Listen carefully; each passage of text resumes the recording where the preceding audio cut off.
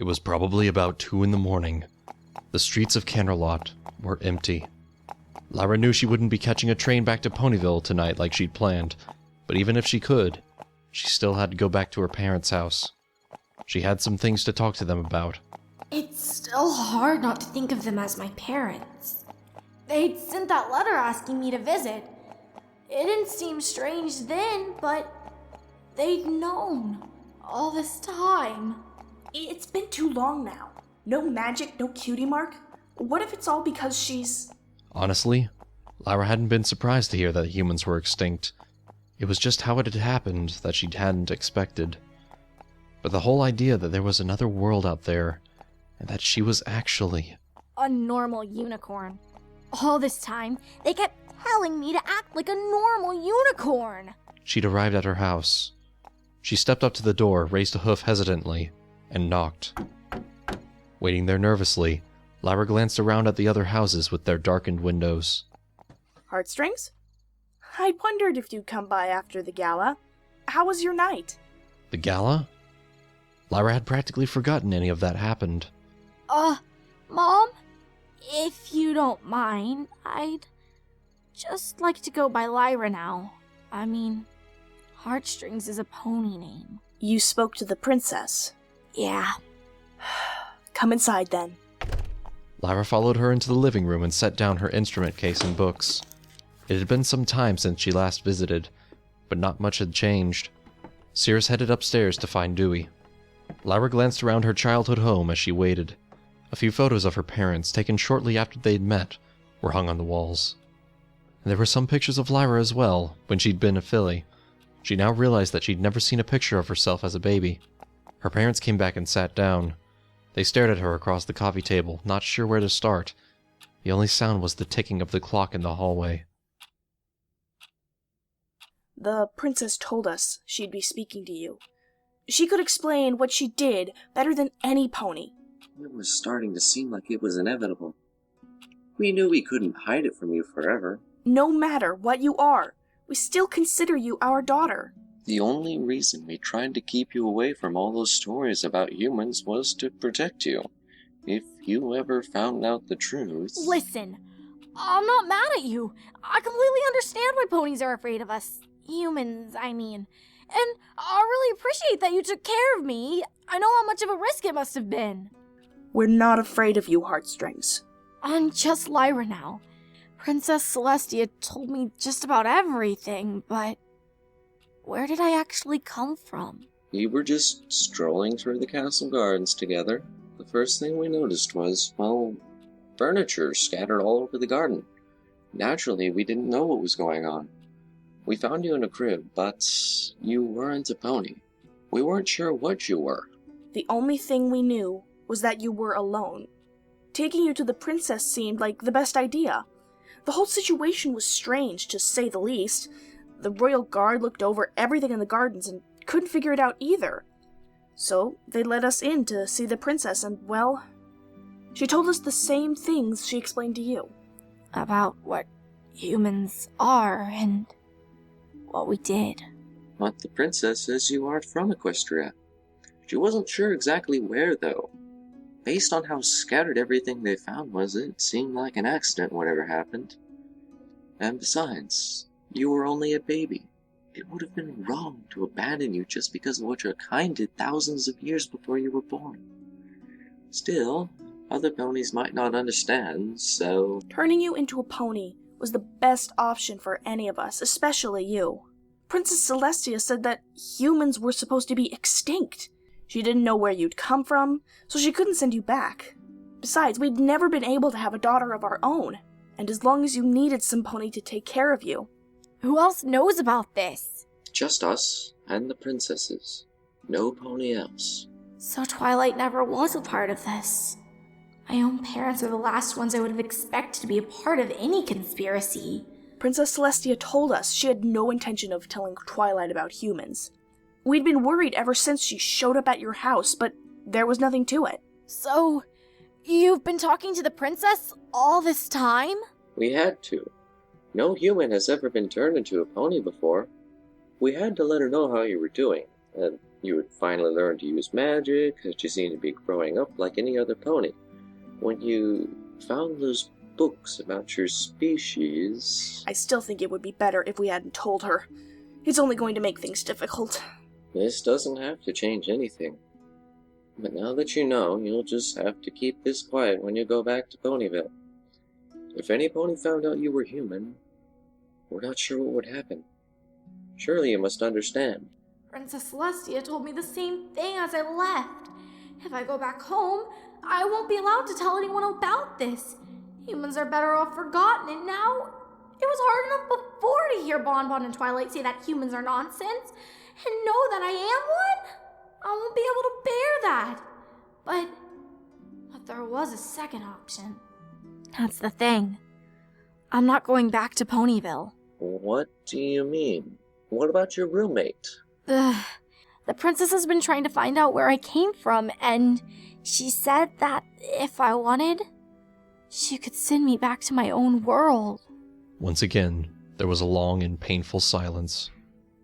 Princess Celestia told us she had perfected the spell. She's been studying the artifacts from your world. Those things from the gardens when you appeared? I'd been told about those. The explanation of magic Celestia would be using to trace the human world was far too complicated for me to understand, and combined with how much has happened tonight, I really can't remember any of it. All that matters is that the chance that I can go back and live as a human. Or Lyra, I suppose.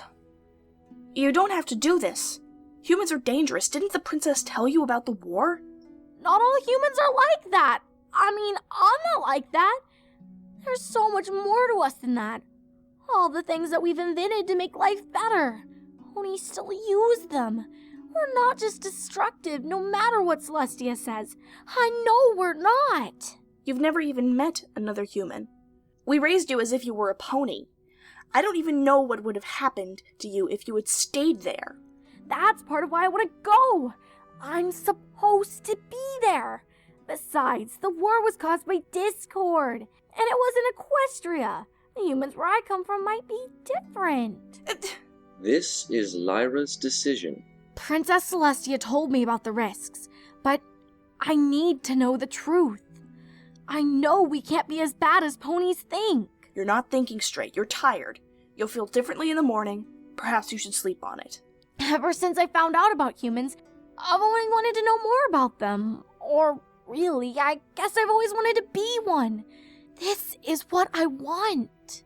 You never should have let her keep those books. By the time I found her with them, it was too late. I didn't think she'd take any of it so seriously. I need to at least try. I'm sorry. Maybe we all need to talk about this in the morning. Whatever you decide, Lyra, just make sure it's what you really want. Lyra was on her bed in her childhood room. She'd taken off her dress and was trying to relax, but there was no chance she would get to sleep tonight. It was practically morning now anyway. She should have felt happier about this. She'd always loved humans. So my parents still think humans are dangerous. Not only them, but Princess Celestia too. Normally I would have no trouble saying they were wrong, but I'm still thinking about the war. What if it hadn't been Discord's fault? No, that's ridiculous.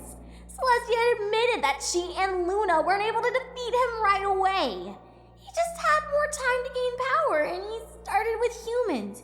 He could have twisted ponies that much if he wanted to. That's what he started to do last year. The human world will be perfectly safe. She picked up her journal off the nightstand and looked through it again.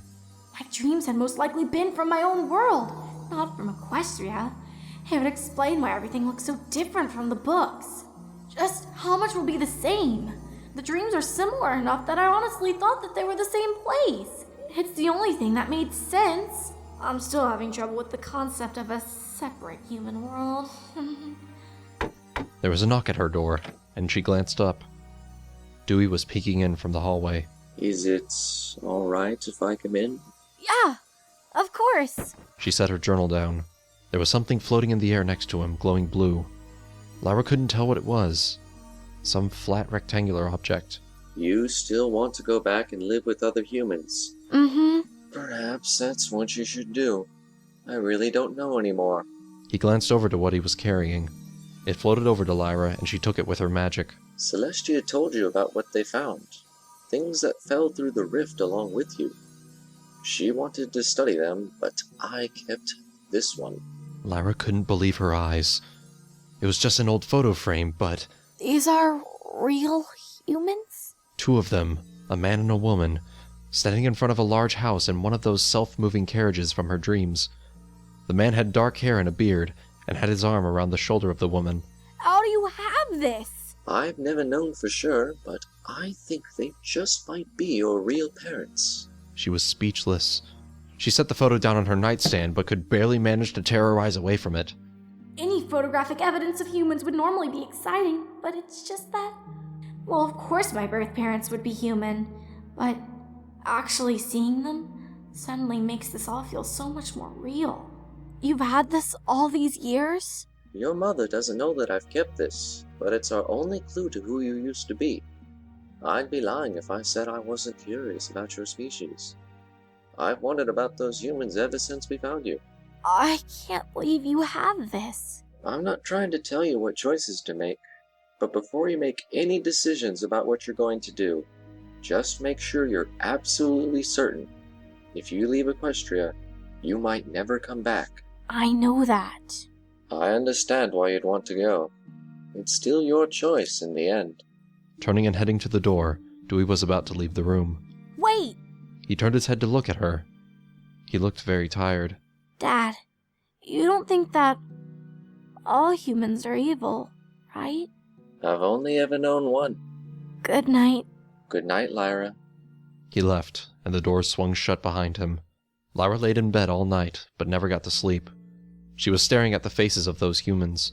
Every picture she'd seen of humans before had been a drawing, or in her dreams. But these humans, her parents maybe, they were real. They were still out there somewhere.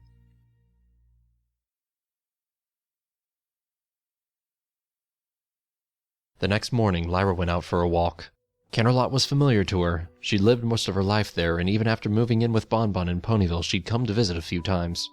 So, why am I suddenly feeling like I don't belong here? Princess Celestia had explained to me that I'm still a citizen of Equestria regardless of my heritage. I could stay here. That's what Celestia recommended even. And of course my parents didn't want me to leave. Passing by the train station, she watched an engine pull in. Lyra could easily go back to Ponyville later tonight if she wanted. Go back and pack up all of my books, tell Bonbon that I was finished with humans forever, forget that I had seen who my real parents were, and that I'd never been a pony to begin with. No, that isn't possible at all. She passed by the stadium where the Wonderbolts derbies took place. There were posters up with a date saying that there would be a race there in a few days. Lyra liked seeing those. My Pegasus heritage was all a lie. I think that explains why magic was so difficult. And now I realize that the first time I ever used magic to play a lyre, I'd been moving fingers through the strings. And when I actually did use hands to play, it seemed so much easier. Ponies, dressed in their fancy hats and high-class Canterlot fashions, passed by her without a second thought. They had no idea she was something that was only supposed to exist in myths. Nothing's different. I haven't actually changed. I've always been a human. The only difference is that I know about it now. All those times that Bonbon had looked me in the eye and told me to stop obsessing over those crazy dreams. When I was a filly, I'd always believed that humans might still be around somewhere in Equestria. It wasn't until I was older that I resigned myself to the fact that they're probably extinct. The princess's offer is almost too good to be true. And that was a good thing, because all those fears about humans were completely unfounded. Weren't they? Humans aren't truly extinct. What happened to them in Equestria was unfortunate, but it doesn't mean I have to be nervous about going back home. Lyra stopped and stood there for a moment. She let out a sigh. This wasn't going to get any easier. She just had to make her final decision. Turning around, she headed back home to make some final arrangements. Canterlot Castle felt different in the daytime than it had at the gala 2 days earlier. It was brighter, but so quiet. They'd passed a few guards on the way to the princess's chamber, posted at the gate. Dewey was recognized as the head librarian, so he had no trouble getting in. There hadn't been much discussion when they'd arrived. Princess Celestia had instantly known what they had come for. Cirrus seemed restless. Dewey kept on starting to say something, then his voice would trail off. An entire world outside of Equestria, with living humans. Lyra hadn't brought much with her. She had her lyre, of course, in a large saddlebag at her side. Also her journal. She'd recorded the dreams in there, and those were her only record of her own world rather than Equestria's past. And the photograph of her human parents. She was going to find them. Somehow. Now Lyra and Celestia stood alone together in one of the guest chambers. You're absolutely sure about this? I'm sure. I need to know who I really am. My offer still stands. You will be more than welcome to stay in Equestria. I've only been able to see limited glances of the world you came from. It's very different from the human society we knew of. Your species survived much longer. Their technology is far more advanced. I've seen it in my dreams. That's what it was, wasn't it? Perhaps, though you would be too young to remember anything. Lyra could feel her heart pounding. Soon enough, she would no longer be a pony. She'd never have hooves again. Princess Celestia was the only one powerful enough to do this kind of transformation spell. No, it was the opposite. She was removing the spell, that was all. Let's not delay any longer then. Relax. This will only take a moment. Her horn glowed softly, pure white. Lyra had gritted her teeth, expecting the process to be painful, like the time she gave herself hands, only multiplied by 1,000, but now she was transforming and she barely felt anything.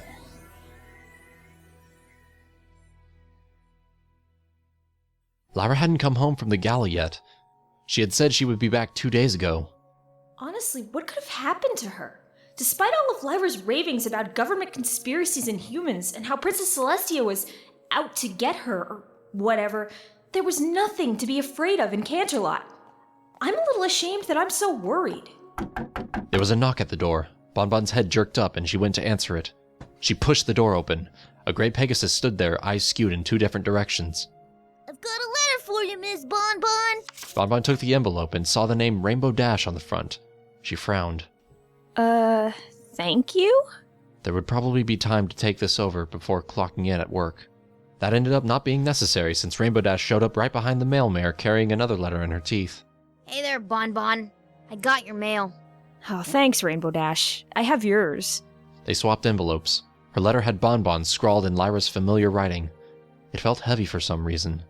There was something extra in there. You're getting closer at least. I only had to go to one house this time. The mail mare gave a goofy smile and flapped her wings. Bonbon took the letter back into the house, wondering what it could be. Some kind of an explanation for why she was running late, maybe. At least Lyra had the consideration to write back if she was held up for some reason. As she opened the envelope, a few gold coins fell out and clinked on the table. Actually, after shaking it out, there was a substantial amount of money enclosed. Frowning, Bonbon took out the letter and began to read. Dear Bonbon, sorry for the short notice. Something came up in Canterlot and I'm moving out. This should cover my rent for the next few months. Maybe you can find somebody else to room with. It's been great knowing you. Thanks for being so patient with me. Lyra. She stared at the hastily written note in disbelief. Lyra is really moving out?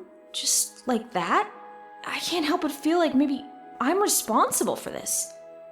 Have I been too hard on her about that card incident? It's just like that pony to do something this impulsive. I really shouldn't be surprised. Still, this was drastic. What exactly does she mean by something coming up? And all that money.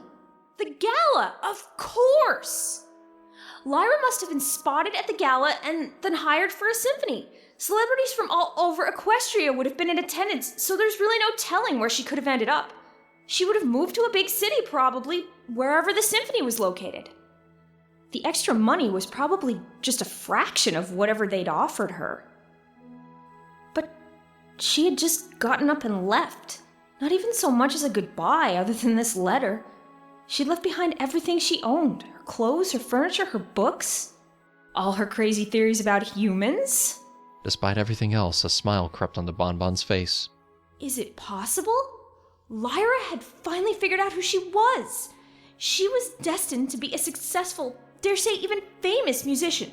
Her days of hunting for humans were finally over. Lyra stood in the private bedchamber examining herself in the mirror. She'd just finished getting dressed in the clothes that the princess had provided her with. Reaching up to her forehead with one hand, she felt the smooth skin behind her bangs. No horn. If she tried reaching out with magic to move something, nothing happened. But that was fine with her. Lifting up her hands, she inspected the fingers. They still fascinated her, even though she'd been able to make them herself as a pony. Compared to these, though, her past attempts had been crude. The fingers had been too thick, not as flexible. These were real human hands. Slender, graceful, and completely amazing. It seemed like a fair trade for her magic. Her eyes were still gold, and her mane, no, her hair, was mint green with a white stripe, just like when she'd been a pony. Those weren't normal human colors as far as she knew. But she did have the same light-colored skin like most of the humans in her dreams had. It was strange being almost entirely hairless, but Lyra wasn't completely opposed to it. In fact, she kind of liked it. She was dressed in a simple green shirt and tan pants, and shoes. Those had been somewhat new to her. The only shoes she had worn had been the fancy ones that Rarity had made with her gala dress. But these new ones were plain and meant to be practical. Now that the skin of her feet were so soft, instead of hooves, shoes were going to be necessary. Along with the clothes, she'd found a gold necklace with a small golden charm shaped like her cutie mark, which was gone, just like her horn. She checked over her entire body. The necklace served as a reminder of Equestria, she'd supposed. Being a human was a surreal experience, yet still somehow familiar. Maybe it was her instinct, or maybe it was just all those dreams where she looked exactly like she did now. Lyra ran her hands along the smooth, hairless skin of her arms. This was all real, not a dream this time. She was a human. She turned and walked over to the door. Everything in the room was made for ponies, and it all seemed miniaturized now. She'd been about 4 feet tall as a pony, and now she was between 5 or 6. There was a new bag sitting there that she had transferred her few things into. The long strap went over her shoulder, kind of like a saddlebag, but for walking on 2 legs. She took the doorknob in her hand. It didn't turn, most in Equestria didn't, and pushed the door open. Lyra walked through the empty halls of Candlelock Castle. The floor seemed to be so far away when she looked down at her feet. Her arms were crossed in front of her. It was kind of strange having those 2 extra limbs that she didn't need to use while walking around. Not that she couldn't get used to this. She eventually reached the throne room where her adoptive parents were waiting with Princess Celestia. They turned to stare at her. I'm ready. It's really not too late to change your mind. You're absolutely certain? I'm sure. I've been studying humans long enough. I think I'll be able to get by. Once you arrive in your world, you'll most likely be unable to return here. You'll be on your own. Lyra's mind went to the photo in the bag hanging by her waist. Not exactly alone. She just had to find them. I suppose this is your decision. I didn't realize how tall you'd be. This is about normal for humans, I think. I mean, wow. I can't believe I'm really... The spell is similar to teleportation, though a far more complex variation. As soon as you're ready, I'll give you time. I'm really gonna miss you guys. I just think this is what's best for me. We can't talk you out of this, can we? I'll be fine. Just... be careful. All we want is for you to be safe. I will. I know exactly what I'm doing. She put her arms around him in a tight hug, then turned to Cirrus. She was slightly uneasy about Lyra's true form, but returned the embrace.